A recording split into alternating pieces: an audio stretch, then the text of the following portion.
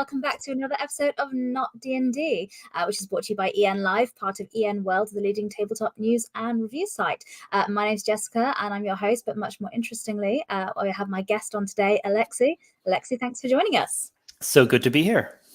Would you mind introducing yourself and letting everyone who doesn't know too much about Cloven Pine Games who you are and what you're all about? Yeah, absolutely. So my name is Alexi Sargeant. I'm a writer and editor by day and also a player, GM, and designer of RPGs. Under the banner of Cloven Pine Games, I've gotten to contribute design to several exciting games like Trophy, Urban Shadows 2nd Edition, and Avatar Legends. And I have also designed and published some of my own games, including 2 that funded on Kickstarter during Zine Quest 2 and Zine Quest 3. These were Kickstarter initiatives to encourage people to put out kind of nice, compact zine that I participated in. I got to create a game called The Great Soul Train Robbery about desperados robbing the train to hell. And then in the second one, I put out a game called Back Again from the Broken Land, on which I collaborated with my wife and fellow designer, Leah Labresco Sargent. And that's the game I think we're talking about a little more today. Yes, absolutely. So we're here to talk about Back Again from the Broken Land today. So we'll get into that and discuss everything about the game there. That's a game that's powered by the Apocalypse, which we've not talked about on the show. So if you have any questions about that, do let us know. Pop them in the chat. We'll pop them up on the screen and we'll ask any questions you have there. So hello, John. Thanks for joining us. Good to see you again. So before we get into talking about the game, I'd love to, you told us a bit about yourself there, but it was a bit of a whistle-stop door. So I'd like to slow us down and kind of talk about your background into tabletop gaming. So I always ask, what was your first tabletop gaming experience? Like, what was the earliest kind of memories of playing games you have?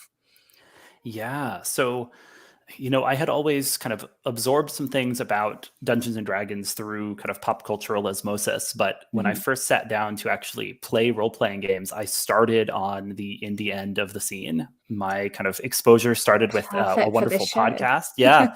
A wonderful podcast called One Shot. There's a whole podcast network now, but the flagship podcast One Shot is just people getting together and playing one-shot sessions of huge variety of role-playing games. And so kind of getting into listening to that introduced me to a number of different games. And eventually I was like, I have to play one of these myself. I have to bring it to the table. So there was a game called Dread, which is a horror game played with a Jenga tower. I believe you interviewed the designer of Dread recently on this very show. Yes, we did on this very show. I believe that was like our 2nd or 3rd episode. So yes, so you can check that out if you want to know more about Dread. But yeah. It's a wonderful game. Incredible amount of tension gets built up when that tower gets more and more precarious. So hearing them play Dread on this podcast made me think I have to play this for real. So I think it was Halloween 2016 and I was Halloween 2015 and I got friends together to play a session of Dread. So I guess that's 7 years ago now, right? So it feels like a while ago, but I know I'm still a newcomer in some ways, given the folks who've been in this hobby for decades and decades, right? So I'm still learning my way around everything, but really enjoyed starting to run some games, starting to play more games both in person and eventually online. And of course, online. just kind of never looked back from there, right? Got more and more involved, and eventually, did things like go to Gen Con, and that's kind of it can be big event, exactly. That could be like a real like drinking from the fire hose, where suddenly you're surrounded by people who are also obsessed with games, other people designing their own games, people showcasing games, just opportunities to try out a little taste of everything the tabletop world has to offer. Yes, definitely. Well, that sounds awesome. It's so interesting that your first gaming experience was an indie game, because I think for so many people, D&D is it's the most popular, most well-known kind of game out there so, and that's kind of why we started this show, is to just let people know there's other options there. No hate to D&D, we love a bit of D&D, but we want to hear about more other things. So it's really interesting that Dread was your first game. What a great first game as well. Yeah, it gives you a different perspective, because Dread has no dice, right? The only mechanic is, or the only kind of hard mechanic is this Jenga tower, but it also has this fascinating perspective on character creation, where your character is made out of questions.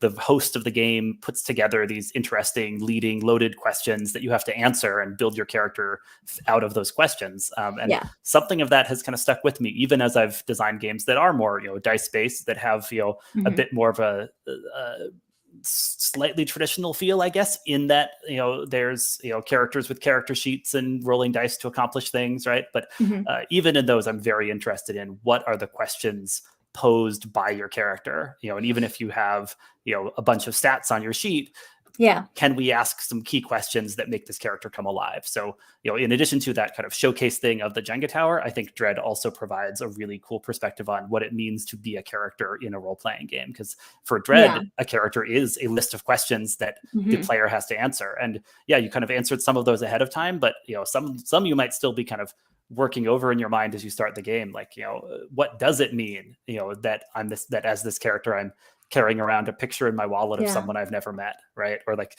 just to give an example of the type of loaded question prompts, that a Dread character sheet includes.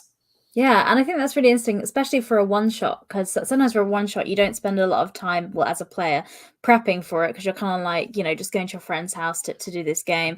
Unlike a campaign where maybe you spend a bit of time thinking about, okay, who do I want to be? I definitely love that approach again. And I think I see that love for kind of narrative things through into your games as well.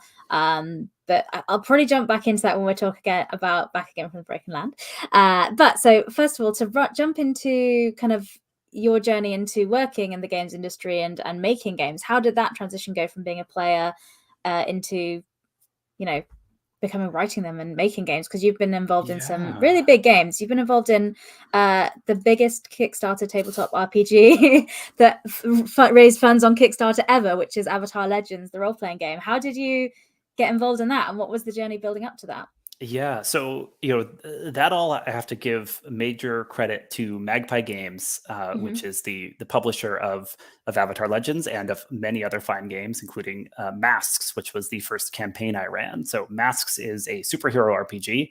You play teenage superheroes figuring out their place in the world, and I ran that as a campaign. I loved it. My players loved it. We, played for more than a year, exploring these characters, and made fan art and T-shirts of these characters. It's kind of and T-shirts. Oh yeah. So it's the sort of, I think many people have like that one campaign that was like really special, and for us it was this Masks campaign. And so, nice. We just were excited about what Magpie Games was doing, and kind of part of the impetus to go to Gen Con was to run Masks for Magpie at Gen Con, because they were asking for volunteer GMs to come and run their games, right?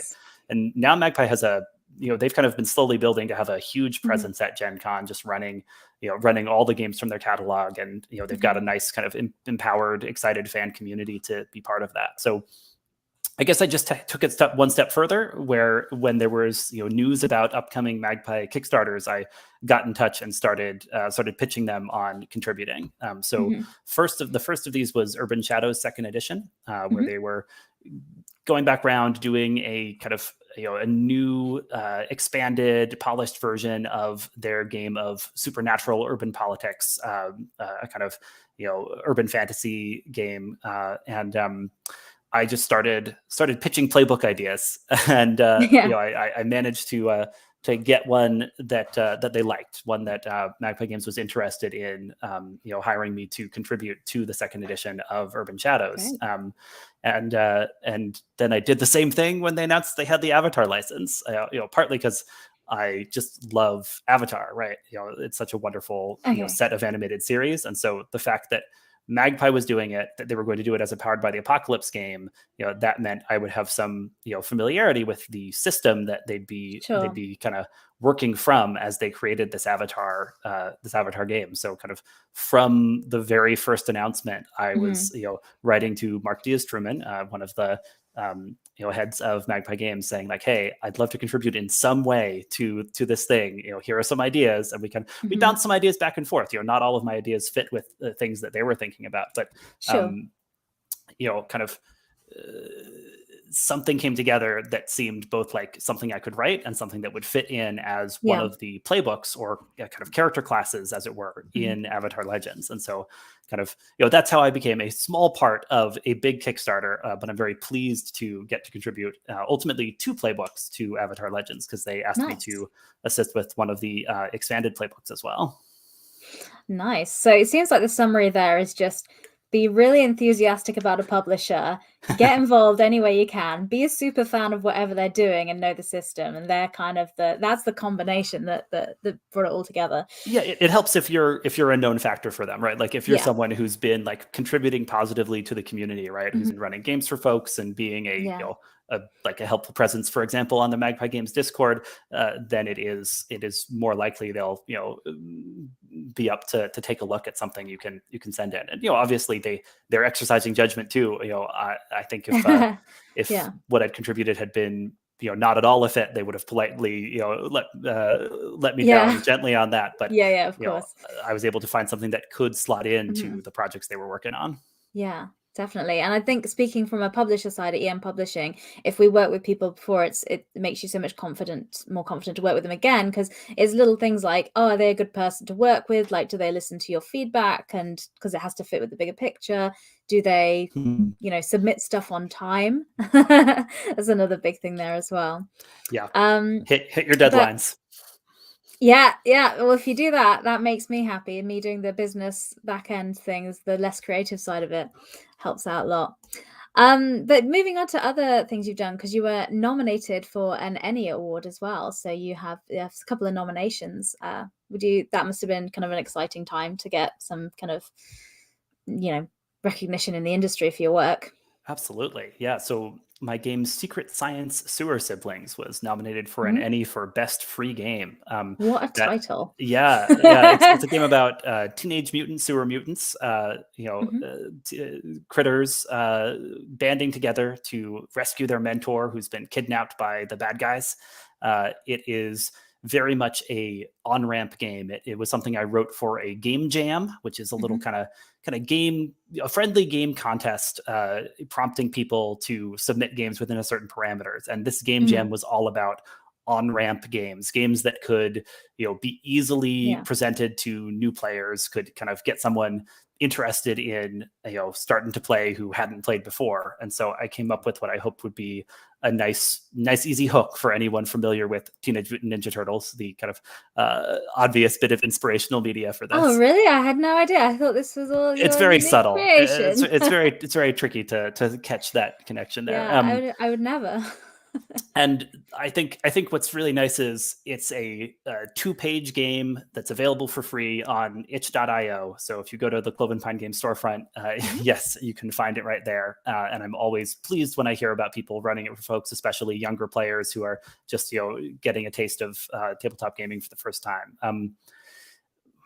What was I going to say? Oh yeah, I love that there's this culture of game jams. A lot of them are up on itch.io, kind of prompting designers to design something. Could be it's all about being a 1-page game, or could be it's all about being like mine was an on-ramp game, or could be about exploring a particular system, right? Like a game jam that's all about finding ways to use D10s or whatever. So that's a lot of fun and creates a lot of great inspiration. And I'm glad that people connected with Secret Science Sewer Siblings, and the Emmy nomination is a big honor as well. Well, excellent. Well, yeah. So everybody watching, if you are enamored by the title as I am, you can go grab that for free on itch.io, and the links will be in the show notes on the podcast as well, so you can check that out on there. And just up on the screen now for anyone interested there. So that's kind of your kind of background and history into games. So when did you start Cloven Pine Games? When did that begin? I think I started calling things I did, Cloven Pine, saying that Cloven Pine Games presents on games I was working on pretty soon after I started playing games at all. I think I first printed up some business cards that said Cloven Pine Games on them when I brought some games of mine to one of the double exposure conventions in Morristown, New Jersey. This is a wonderful series of game conventions here in the United States. they have kind of in a normal year 3 conventions a year. Metatopia, DexCon, and Dreamation, and they all have slightly different focuses, but there's a culture of bringing new games to all of them. Metatopia is the one that is very specifically about playtesting and pitching and refining games in development, but they're kind of all good opportunities for designers who are getting started to kind of meet other folks in the industry, playtest their games with people who are excited to playtest games. It's good going to a convention where people know that there are kind of in development games and are excited to be part of that process, right? Rather than everyone's expecting the game to be already in a polished state. Sure. It's fun finding that special player who's really excited about games that are still coming together and getting to test them along the way. So Cloven Pine Games, is just the label for the games that I'm making. I find that it helps just having that to point to. It sounds more legit than just it's a game by Alexi Sargeant. Who's Alexi Sargeant? Oh, it's a game from Cloven Pine Games. Oh, that's the name of a gaming company. I guess it must be legit. But for a lot of us out here, right? We are creating games that we're passionate about, and if you can put a name on that allows people to kind of to remember them, right? And like think of them as a body of work and not just some random games by some random person. That can be a helpful tool. Yeah, and also I'd say, because I mean you're a writer for tabletop RPGs that's worked on other products, but also I think having your own kind of brand and name and doing your own Kickstarter is a completely different process. So I'm going to ease us into talking about Back Again from the Broken Land now. So we can start kind of getting into the meat of the discussion, what we're talking about there, because that was a Kickstarter product. So we'll jump onto that. But what's the elevator pitch for Back Again from the Broken Land? So if people have never heard of it, how would you introduce the game to them? Yeah, absolutely. Back Again from the Broken Land is a short, powered by the apocalypse game of small adventurers sharing stories on the long walk home. It is meant to be played in 1 or 2 sessions with a GM and 3 to 5 players. The game is inspired by the emotional and even bittersweet stretches of The Hobbit and The Lord of the Rings. So Tolkien-inspired, small adventurers taking the long walk home. There are no eagles to fly you. You're going to have to walk back. So it's very much a love letter to parts of The Lord of the Rings that Leah and I particularly love. And of course, there's no shortage of games that draw inspiration from Tolkien. DnD itself, absolutely, pulling elves and dwarves right and left from Tolkien. But we were sort of thinking about, what are those moments that we find the most compelling within the Lord of the Rings, and could those be the whole basis of a game, right? And in some ways, those are the interstitial moments. Those are the moments of, the hobbits camping and making meals and singing songs and, kind of sharing secret worries with each other, and having a game where the mechanics are really intensely focused on that was sort of the design challenge that Back Again from the Broken Land sprang out of. Sure. I feel like you've done this elevator pitch before. I'm not the first person to ask, because that was a very comprehensive overview there. So I really love the kind of the theme of the game, because like you say, the thing about Lord of the Rings that has so much charm and joy in it, particularly in the early part of the books or the films, isn't that these big epic fight scenes and those things. It's those really small moments, and near the end when it's just Frodo and Sam on their own, it's about those connections, and that's a really key part of the story, and that's what the heart of this game seemed to be about to me.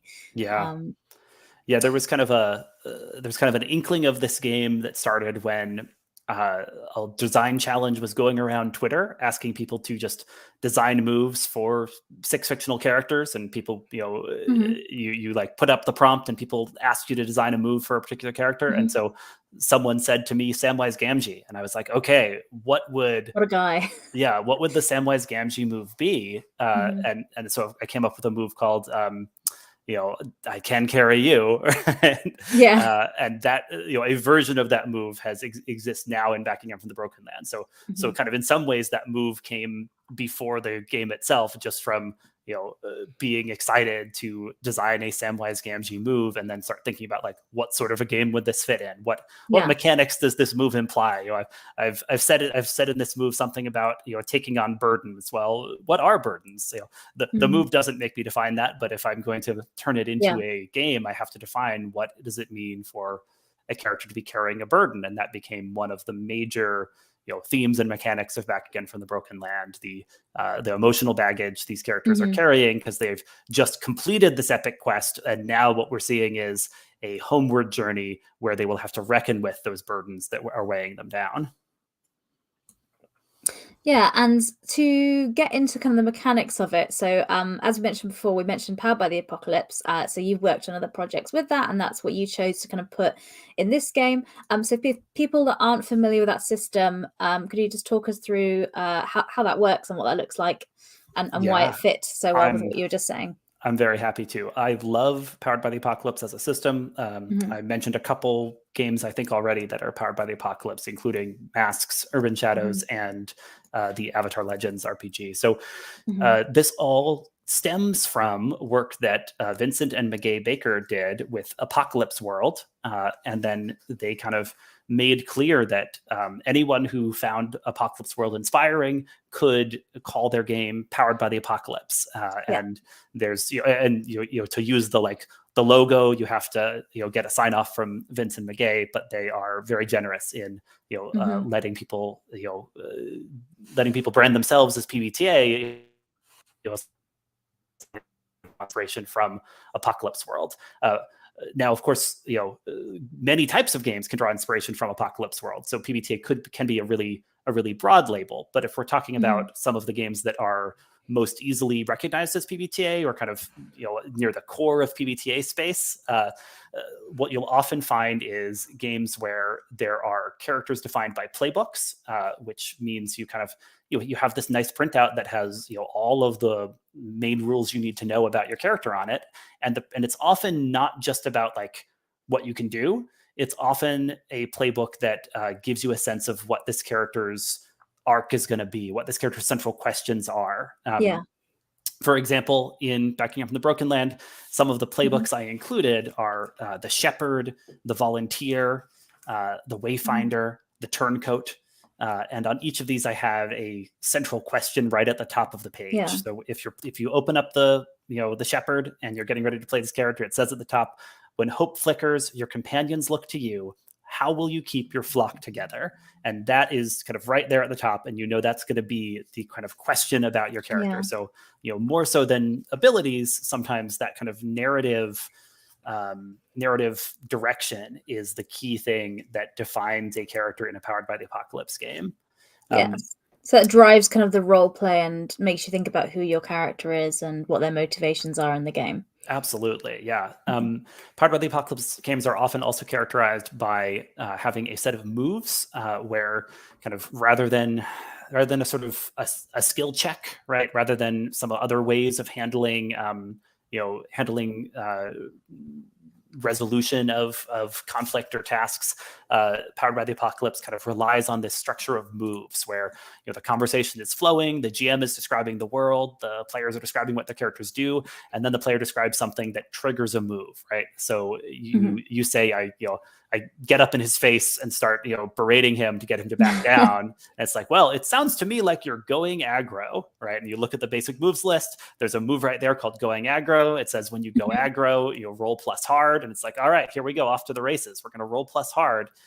So that's just one example, right? There's many different moves, and in some ways, by kind of picking a set of basic moves, you can make a lot of choices off the get-go about what your game is going to be. So that's kind of where Apocalypse World really invites immediate hacking, right? Because people you look at that basic move list and you're like, oh, there's moves for going aggro, but not moves for offering comfort and support. And that fits the setting, right? Apocalypse World is a harsh and unforgiving place. But if you wanted to write a game where characters comforting and supporting each other was as important as going aggro, then you have this immediate prompt of, okay, what would that move look like? What would I write as both the trigger for the move and what stat would it involve? What would be the possible results when you roll?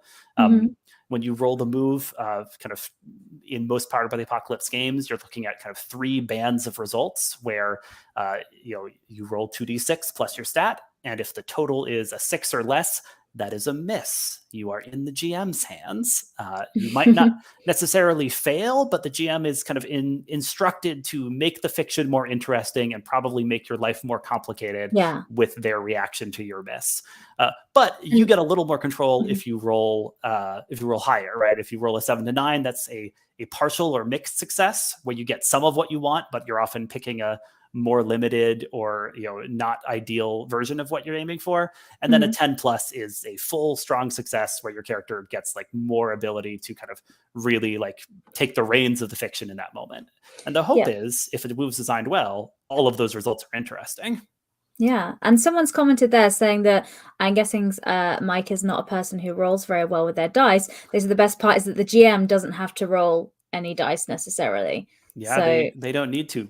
It's often the case that kind of what NPCs do and what the world does is kind of built to just respond to the player's roles. So that in some ways simplifies things where the GM is just, following a set of agendas and principles that govern their behavior, but they're not, themselves rolling dice. They're just, when the players roll dice, they're reacting. And when the players roll a miss, they're often, kind of reacting hard. That's kind of the chance for NPCs to bring the pain if that's the type of game and that's the type of scene that you're playing. Okay, so that's kind of gone through kind of you build your characters in the playbook. You have these moves that you kind of almost like if you were in D&D, that would be like your skill check or something like that is kind of the comparison there. So then you talked a lot about burdens, which is, I think you said one of the main reasons we thought this system would fit really well with the story you were trying to tell. How do those work? So burdens are back again from the Broken Land thing, but they're kind of responding to a trend in Powered by the Apocalypse design of coming up with alternatives to a traditional hit point system. Kind of what would be a different way of tracking kind of character health and stability that tells us more about, say, their emotional state. Because in some games it makes more sense to abstract away the character's kind of level of physical health, right? Like sure, if you break a leg in the game, that will make things more narratively challenging. It makes sense that the GM would narrate how it's how the like journey has become much more difficult, and they might call for rolls when they otherwise wouldn't. But kind of not every game wants to have kind of physical injury or wear be the main way of keeping track of how characters are faring. So burdens is a very different take on it, where what kind of weighs your character down is these kind of these emotional ties and baggage that they've been left with after participating in this grand adventure. And so at the start of playing Back Again from the Broken Land, your character will have a couple burdens, one of them already named and some of them unnamed. And depending on the playbook you've picked, it'll be different numbers. So the Turncoat has a lot of burdens right at the beginning because you are a character who was used as an instrument by the Dark Lord, and now at the 11th hour you've come back to the good guy's side, but you're still carrying all this weight, right? And a big question for you is, will you be able to go back home at all? So if you're a glutton for drama, the Turncoat is an excellent playbook to choose. Well, what role players are not a glutton for drama? So speaking of the characters, this is some of the art from the book here. So these kind of the character archetypes we have here. Yes, that's right. And I should credit Emily Cheeseman, a wonderful artist who both illustrated the cover for Backing Up from the Broken Land and these interior playbook illustrations. There's the wraparound cover. So beautiful. Yeah, that's a gorgeous game, a gorgeous picture there as well. So what about some of the other characters we have in there? So what sort of burdens do the different ones have in the playbook there? Yeah, so kind of everybody starts with some named burdens and some unnamed burdens. So part of the game is naming your burdens as you kind of build up the story through flashbacks. You decide kind of what burdens your characters are carrying. But just to give a couple examples here, I'll do this middle row. So that's the burglar, who starts out with the burden of a perilous prize. So something they stole along the way is weighing them down. The wayfinder, who starts out with the burden Wanderlust, right? Like they are kind of this more ranger type character, and it's unclear, how willing they are to actually, settle down at the end of this adventure. And then the turncoat there, who we've been talking about, is someone carrying the burden of a further still secret betrayal. So if you're playing the turncoat, that's something you'll have to kind of reckon with and define. Figure out what that is. Yeah. Exactly. I like it. We've had a question for somebody in the comments. So they've asked for if you so if a playbook from Back Again for the Broken Land described you, Alexi, which would it be? So which one is closest to you? Ooh, what a deep and personal question that feels like. This is a personal question. Yeah. So I'm the oldest of 4 siblings, so I think the shepherd speaks to me a lot, right? Yeah. This character who has a real sense of responsibility for the flock that is following them. Like many of us, there are days when I feel a little bit like the imposter. That's the character right there in the middle of the bottom row in the image you're showing. The imposter, is someone carrying the identity of a folk hero that they have stolen. And they're hoping they can get to the end of this adventure without anyone realizing that they've made this switch, that they've done this, they've passed themselves off as someone they're not. And in some ways, it's a meditation on imposter syndrome, right? The Imposter is one of the playbooks that was contributed by a wonderful guest designer. I had the great privilege of tapping a couple of my favorite designers out there to contribute playbooks as stretch goals when I was doing the Kickstarter. So The Imposter is created by Epediah Ravachol, designer of Dread, which, as I said, first ever game. one of my first games. So getting him to contribute to this game of mine was a huge dream come true. Yeah. How did you who is the get them to... Sorry, I interrupted you there. Carry on. Sorry. Oh, yeah, just the other guest designer. I got Magay Baker, one of the co-creators of Apocalypse World, to do the Haunted, which is the character right on the bottom right. I think I'm pointing to the right side of the screen here. The character, with like white streak in her hair. Someone wondering whether you really achieved everything you meant to set out to do. Someone kind of grappling with the very particular burden of feeling like there's unfinished business. Getting these designers on board was really fun. I reached out and kind of explained the premise of the game, kind of gave them the elevator pitch that I gave you earlier, and it excited both of them. And I was very touched that they were excited enough to not only agree to contribute playbooks, but kind of come up with their own concepts for playbooks. I'd put out a couple possibilities, and in both cases, Epediah and Magay were like, okay, hearing about the concept of your game, here's the playbook I would want to design. And I'm like, okay, sure, the Imposter, the Haunted, I love it. Let's get those characters in there. Yeah, that must be amazing. It's really nice. It feels kind of full circle that your first ever game, the designer there is working on your game here. There's something very I don't know, it feels cyclical about that I quite like. So so had you met them before, or was it just you knew them from being in the industry and were just reaching out to see? Yeah, I think we interacted primarily on Twitter, or like running into each other at game conventions like the ones in New Jersey. Okay, great. And on Twitter, if you didn't catch it earlier, that's Clove and Pine Games. So if you want to give them a follow there and join in the conversation, maybe they'll contact you to be in the next one. Yes, please. Yeah. Okay, great. So we've had that was a great overview kind of characters from the playbook, and thank you for that question. That was really great. So we've kind of gone through moves, burdens, characters in the playbooks. We've also got stories is kind of a key theme in the game as well. So could we dive into that? Let me talk about stories. So kind of as alluded to in Back Again from the Broken Land, you start at the end of one story, right? Like you are traveling back after this big adventure, making your way home. And of course that means there's a whole big adventure that's undefined when you start play. There are some backstory questions that you answer together to sort of decide like, who was the Doomslord and why did your group of very small people play such a important role, albeit a humble one, in the fall of the Doomslord. So you answer a couple of those questions, but that still leaves a big gap of, what was that story? And so as you are making your way home, you'll be prompted by different moves to tell a story. And there's a list of stories in the game that kind of give you some, hopefully, exciting inspiration to think over when you tell a story. So there's stories of the journey, like how you got that lingering scar, the person you met on the way whom you hope to be reunited with, the irritating habit of a companion that you'll secretly miss at journey's end.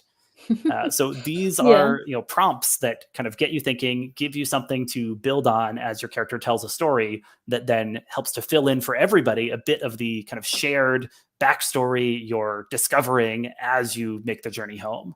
And it's, important in some ways to kind of have enough of these stories told, because that gives people inspiration for what are the burdens they're carrying, right?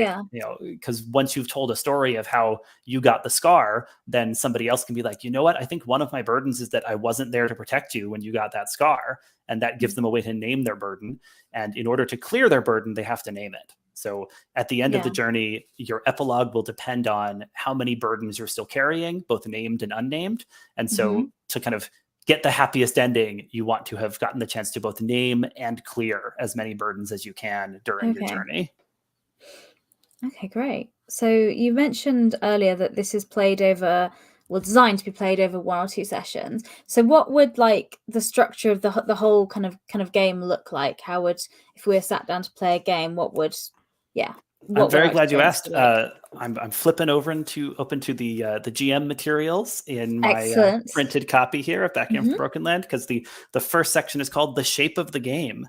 Perfect. And that was exactly what my question was. So I should have phrased it like that. Could you tell us about the shape of the game, please, Alexi? Yeah. So the companions are making their way back home. They will eventually get to share epilogues reflecting the burdens they still carry, named and unnamed. But the journey home will be interspersed with stories about what has come before, both at home and during the journey. And this creates the sense of a vast and epic story, larger than you could actually fit into two sessions of play, right? And I also suggest to GMs to think about kind of letting the journey home be a mix of detailed scenes and montages, because you're covering this very vast map, right?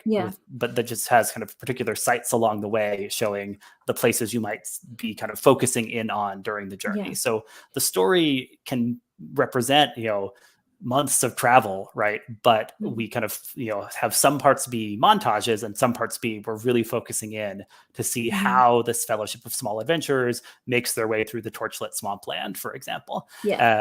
So the shape of the game is at each of these sites, and depending on whether you're playing 1 or 2 sessions, you might be running it with 3 sites or trying to do 6 sites, and there's kind of two journey paths you could take. As you can see, there's the Broken Land down at the bottom of the map, and home up off the top of the map with little arrows pointing towards it. So you could either take the journey path that goes from the Steelstone Field to the Toadstool Forest, or the journey path that goes from the Slagsguard Bastion to the Whispering Barrows. And we wanted to have a mix of kind of terrains and moods to the different places you might pass through along those journeys. And kind of in each place, you'll see the companions might have to negotiate some obstacles. They might have a chance to to make a connection with other with NPCs or creatures they encounter. And often, it's a good idea for the GM to give them a chance to share a meal, because it's in sharing meals that they can clear their burdens. Okay. Excellent. Well, that answered my question about the shape of the game perfectly. So thank you. So that makes perfect sense. So the game, as I kind of said at the beginning, is very kind of narrative led. So you're sitting around very much telling stories. If you're somebody that's more used to playing something like D&D, for example, that's a lot more structured and less kind of freeform in that way, what advice would you give to people coming to this game for the first time, or what kind of things does the rulebook do to try and help you out, with that? Yeah, I include a couple kind of principles for players that are sort of best practices, sort of just hopefully helpful pointers that point you in the direction of how to play this game to get the most out of this game. And one of those principles is play to find out who you are. And so that's kind of just to say that you're not coming to this game with all the answers about your character. The real hope is you're going to learn about your character as you play this game. You're going to be kind of filling in their backstory by telling stories and listening to stories. And you'll be kind of learning more about who they are now as you name burdens and hopefully clear some burdens. So kind of, I tell people, be ready to let the dice, the story prompts, and your fellow players shape who your character turns out to be, which is a little different from, like working out an exhaustive backstory and filling in an extensive character sheet before you sit down to play. This game really takes the opposite perspective on how character creation happens, where character creation is kind of minimal before play and then really something you learn about as you play. Okay, great. So what sort of stories have you had come out of this game? Because when you have a game that gives you kind of prompts and gives you so much freedoms, you have, like you say, so many different stories you can tell. And in playtesting, you must have seen, do you have any good stories from playtesting or some interesting creative ideas that you hadn't thought of that a player came up with? Yeah. Every time I run this, players come up with things I haven't thought of. So a recent session I ran kind of ended with this dramatic moment where one character was separated from all the others, kind of stumbling through a swampy area, hiding from the terrifying hunters who are the remnants of the Doomslord's army, and they're these perhaps Nazgul-like beings, right? So when they appear, you have to run or hide. There's no move for fight them because you can't fight them. You can run, hide, or make a desperate stand, and that's the end of your character. So he's hiding in this swamp, and he comes across a mysterious old woman, covered in many shawls and rags. And I didn't know exactly how he'd react, but he was really friendly, ready to bond with this NPC. And kind of as they hit it off, and I was thinking about what's the deal with this NPC I've just thrown in here on the fly. And there had someone already in your hiding place when you hit. I was like, all right, so what's the deal going to be? And then I realized this would actually be a great tie-in to one of the stories that another player had told about the this revered immortal figure called the Star Queen that they were a devotee of. And so as the Wayfinder kind of hit it off with this strange old woman, and they started gathering some mussels to turn into a stew, right? She kind of casually let slip that once she was known as Elentari, the Star Queen, and like the player just kind of nodded like that. He's like, ah, yeah, that's quite a title, right? And the others rejoined them, and they eventually they shared this meal, and nobody like reacted in a big way to this beggar woman being the fallen Star Queen. But when they were sharing their meal, she pulled out a bottle of sparkling wine that seemed to shine brighter than it should, and they all like raised a glass to their hometown that they were returning to, and it ended up being kind of a subtle scene about kind of living with having lost a status you once had, and trying to find a way to move forward. And everyone kind of played up how this could be connected to the themes of the game, and the themes that drew together this NPC and their player characters. Yeah, just some great stories that come out of that. I was mentioning earlier, I said about how for players that haven't played this style of game, kind of how we approach that. But someone in the comment has also mentioned that as a GM, if you've not played this style of game before, it's really different from how you would approach a more traditional game, like, for example, D&D. So because as a GM, you would have to, have a plot ready to present and a story to show to the players, but it feels much more the reverse in this system. Yeah, Powered by the Apocalypse, often has a principle like that, either play to find out what happens, or in the wonderful game Monster Hearts, keep the story feral.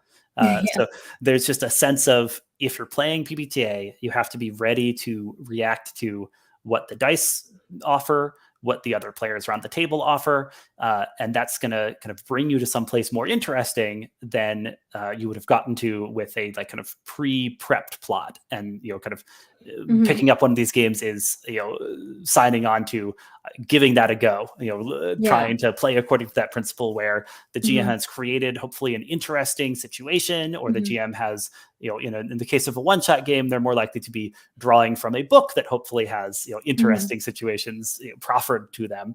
And then it's kind of up to the players to discover a plot through their characters' actions as they interact with that situation. And this varies from game to game. Exactly what type of a plot is likely to develop. In some ways, Back Again from the Broken Land there is a like kind of set structure to it. Your characters have a defined goal, from the get-go of the game, and then you're playing to find out how they navigate obstacles, how they change and learn about themselves along the way. In a game like Monster Hearts, your characters are teenage monsters in small town America by default, if we're just looking at some kind of the default setting of the game, and you're playing to find out how you kind of crash and burn in your life, because the game is all about the mistakes teenagers might make and the ways they push at boundaries and end up hurting themselves and others. And it's kind of messy drama that can turn tragic, and what you're playing to find out is how that's going to happen and whether there's any way to recover from it. And so each Powered by the Apocalypse game will really have its own set of prompts about what type of plot might emerge from the tools the designer has put into this game, and kind of what you are playing to find out, what the kind of question is that brings you to the table that the game will give an answer to one way or another. Sure. And if somebody was going to GM this game for the first time, what kind of tips would you get or advice would you give to them for running the game, for running Back Again from the Broken Land? Yeah, I'll share a couple things from the rule book as well. I say to GMs, make the world vast and bittersweet. So just that's a way to think about what type of a setting this is, which is one that is very big compared to the smallness of our adventurers. We're thinking like, the hobbits looking up at the Oliphants, right? This game is all about those like big moments of contrast in scale, and fill the companion's journey with pitfalls and poignancy. So, there's both going to be moments of kind of action, right, of having to scramble and come up with solutions to problems, but also moments of emotional connection, right?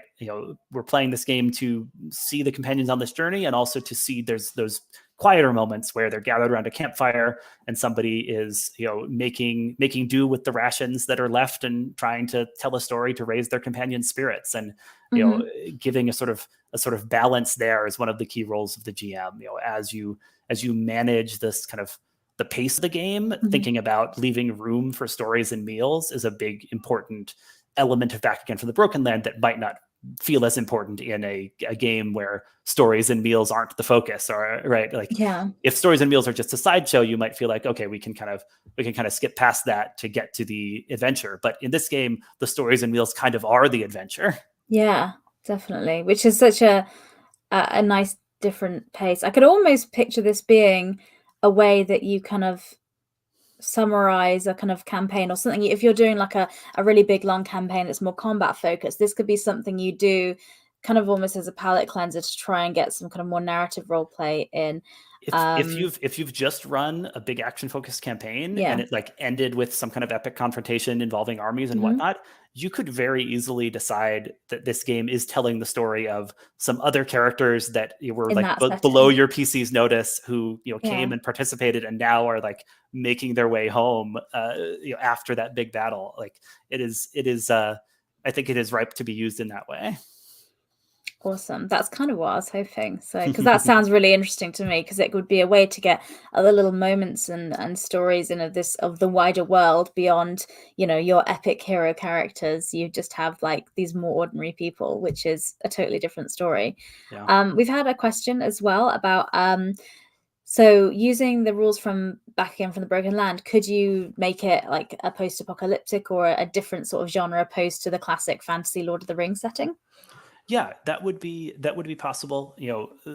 Many of the moves could be brought over. The key would be coming up with kind of a nice set of evocative names that fit the type of genre you're interested in, because this is kind of Mhm. preloaded with a bunch of evocative names of kind of high fantasy feeling things, like we Yeah. saw on that map. The frozen maw of the earth and the Great Sapphire Bridge. These are things that kind of, Yeah. for me, feel like in keeping with this Tolkien-esque world Mhm. of wonder and fantasy. And so you could tell a similar story in a more like blasted Mad Max landscape, as long as you call things the toxic swamplands, or Yeah. the mutant forest, or whatever.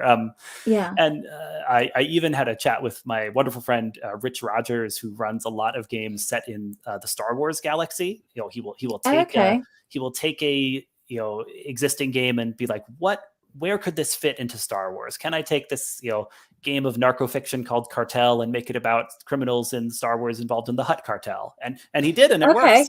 Okay. So he was like, Great. could we do Back in the Broken Land, but it's Ewoks? And I'm like, you might be able to do that. I could see it if Ewoks had to travel far from their home village to participate in the big battle against the stormtroopers. Sure.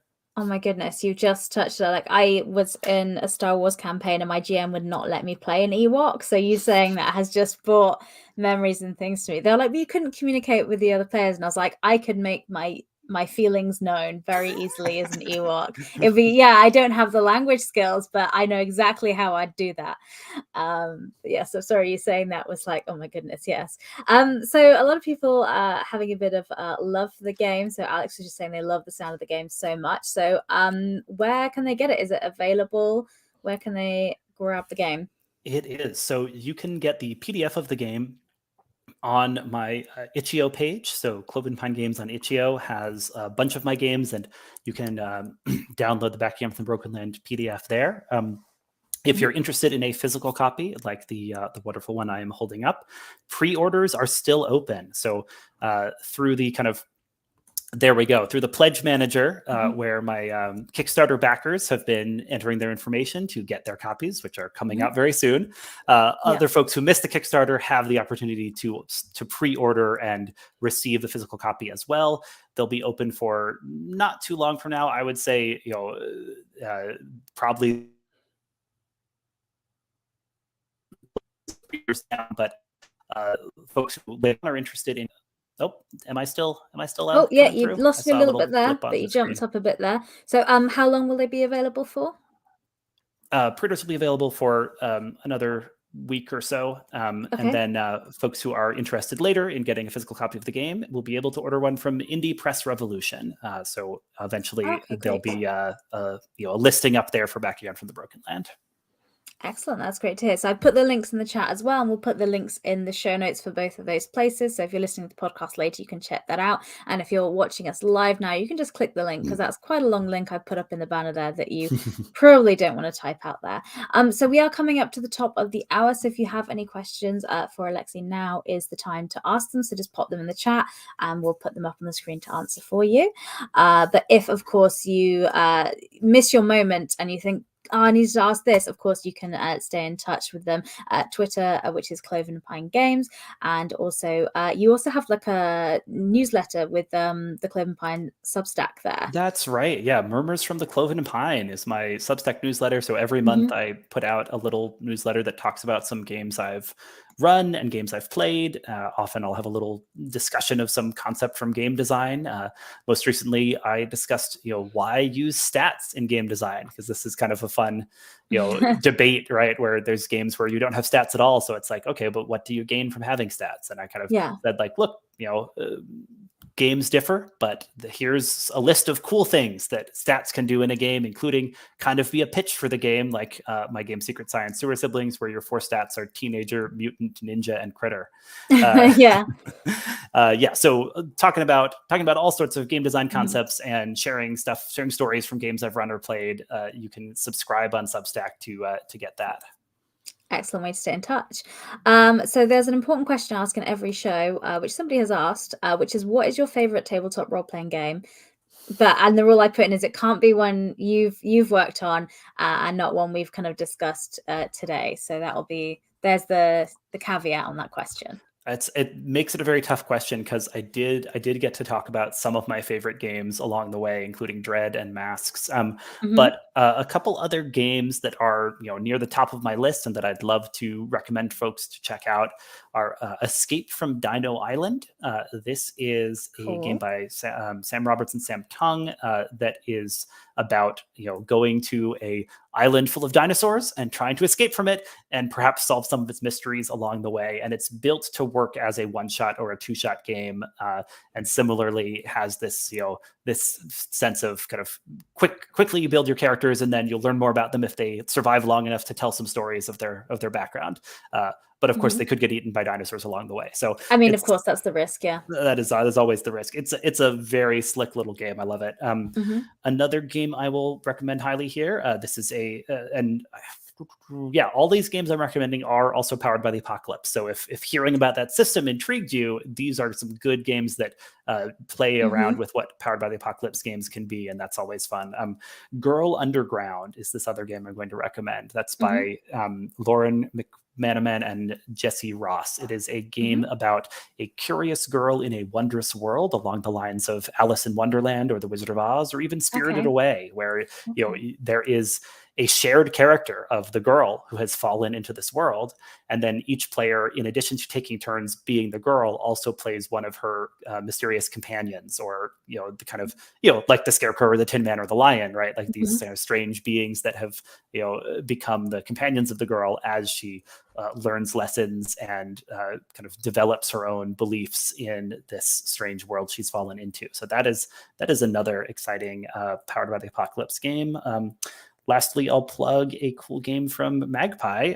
Like their game Rapscallion is a pirate PBTA game where you play as a crew of pirates on a fantastical sea where magic is omnipresent and can easily transform you if you get mixed up in it. So you can have your kind of classic pirate archetypes, but you also have people who've gotten touched on magic a little too much, and they might have tattoos that come alive, or a little like demon riding inside of them, kind of pushing them towards more and more brutal things, right? Or be kind of slowly transforming into a mermaid or whatever, right? Like there are lots of fun kind of piratical fantasy flourishes to Rapscallion, and it is out right now as an ashcan, that is as a sort of kind of early version of the game that you can get, but they are working on a more complete version of Rapscallion. So listen to my recommendation and get in on the ground floor, and then follow along as Magpie